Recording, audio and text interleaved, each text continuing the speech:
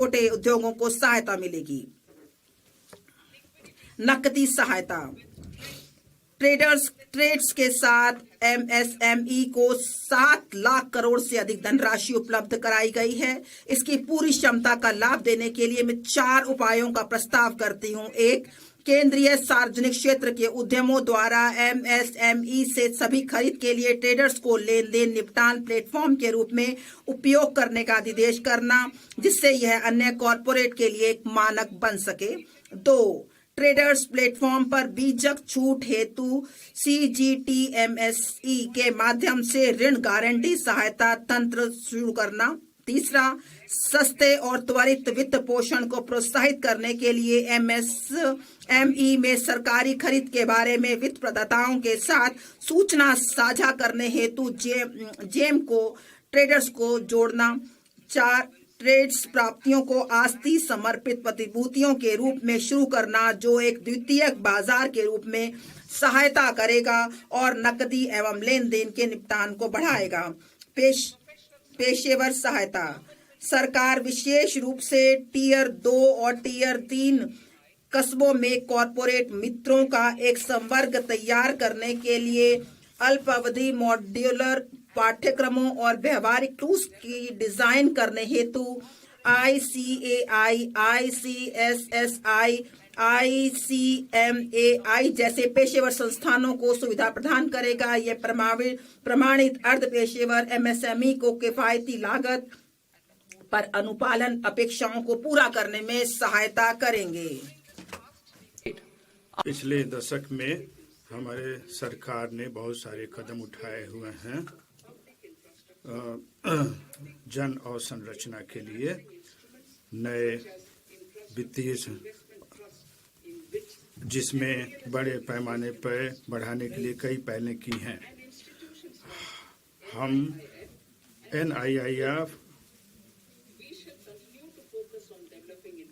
हम सार्वजनिक अवसंरचना को बड़े पर बढ़ाने के लिए कई पहलें की हैं। हम 5 लाख से अधिक आबादी वाले टियर 2, टियर 3 शहरों में अवसंरचना के विकास पर जोर देना जारी रखेंगे, जिन्हें विकास केंद्र बनाने के लिए विस्तारित किया गया है। सरकारी कैपेक्स वर्ष 2014-15 में 2 लाख करोड़ से कई गुना बढ़कर वित्त वर्ष 2025-26 में 11.2 लाख करोड़ हो गया है। वित्त वर्ष 2026-27 में मैं इस गति को जारी रखने हेतु इसे बढ़ाकर 12.2 लाख करोड़ करने का प्रस्ताव करती हूँ।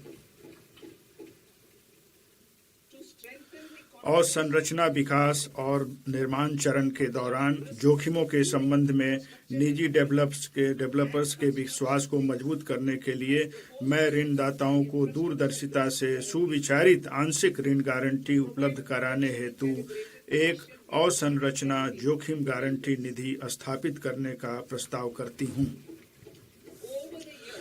पिछले वर्षों के दौरान REITs परिसंपत्ति मुद्रीकरण के लिए एक सफल उपाय बनकर उभरे हैं। मैं समर्पित REITs की स्थापना के माध्यम से CPSE की महत्वपूर्ण रियल एस्टेट परिसंपत्तियों की रिसाइकलिंग में गति लाने का प्रस्ताव करती हूँ। कार्गो के पर्यावरण अनुकूल आवागमन को बढ़ावा देने के लिए मैं निम्नलिखित प्रस्ताव करती हूँ। पूर्व में डानकुनी से पश्चिम में सूरत को जोड़ते हुए नया समर्पित मालवाहक कॉरिडोर बनाना, तालचर और आंगुल जैसे खनिज समृद्ध क्षेत्रों तथा कलिंगा नगर जैसे औद्योगिक केंद्रों को पारादीप और धमरा पत्तनों से जोड़ने के लिए उड़ीसा में NW5 से शुरू करते हुए अगले 5 वर्षों में 20 नए राष्ट्रीय जलमार्ग NWU शुरू करना। इसके लिए अपेक्षित जनशक्ति तैयार करने के लिए क्षेत्रीय उत्कृष्ट केंद्रों के रूप में प्रशिक्षण संस्थान स्थापित किए जाएंगे। इससे प्रशिक्षण देने और कौशल प्राप्त करने के लिए जल मार्ग के पूरे भाग में युवाओं को लाभ प्राप्त होगा। इसके अलावा अंतर्देशीय जलमार्गों की जरूरतों को पूरा करने के लिए बनारस और पटना में एक जहाज मरम्मत सुविधा भी स्थापित की जाएगी। अंतर्देशीय जलमार्गों और तटीय पोत परिवहन का हिस्सा 6% से बढ़ाकर 2047 तक 12% करने के लिए रेल और सड़क परिवहन से मॉडल शिफ्ट को प्रोत्साहित करने के लिए एक तटीय कार्गो प्रोत्साहन स्कीम का शुभारंभ करना। अंतिम छोर और दूर दराज के क्षेत्रों को जोड़ने और पर्यटन को बढ़ावा देने के लिए मैं समुद्री विमानों के स्वदेशी निर्माण को प्रोत्साहन करने का प्रस्ताव करती हूँ। प्रचालनों को सहायता उपलब्ध कराने के लिए एक समुद्री विमान VGF योजना भी शुरू की जाएगी। कार्बन कैप्चर उपयोगिता और भंडारण CCUS दिसंबर 2025 में शुरू किए गए रोड मैप के अनुसार बड़े पैमाने पर CCUS प्रौद्योगिकियां विद्युत, इस्पात, सीमेंट और रसायनों सहित 5 औद्योगिक क्षेत्रों में अंतिम उपयोग अनुप्रयोगों में अधिक तैयारी का स्तर प्राप्त करेगा। अगले 5 वर्षों में 20,000 करोड़ के परिव्यय का प्रस्ताव किया गया है। शहरी आर्थिक शहर भारत के विकास, नवाचार और अवसरों के इंजन हैं। अब हम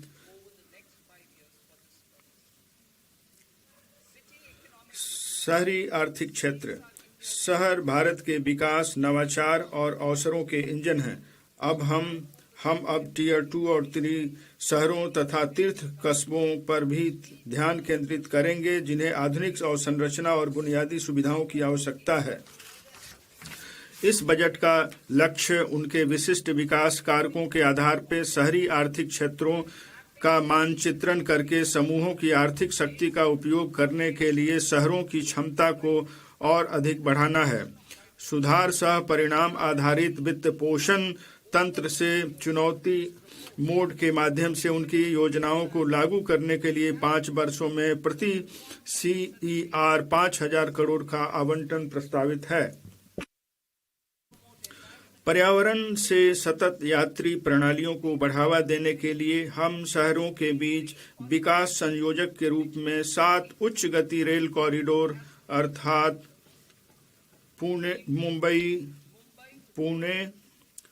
पुणे से हैदराबाद, हैदराबाद बेंगलुरु, हैदराबाद चेन्नई, चेन्नई बेंगलुरु, दिल्ली वाराणसी और वाराणसी सिल्लीगुड़ी विकसित करेंगे।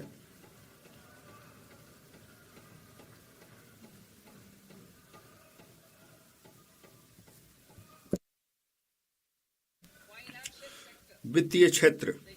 मजबूत तुलन पत्र, लाभप्रदता में ऐतिहासिक उच्च स्तर पर परिसंपत्तियों की बेहतर गुणवत्ता और देश के 98% से अधिक गांवों में कवरेज आज भारतीय बैंकिंग क्षेत्र की प्रमुख विशेषताएं हैं।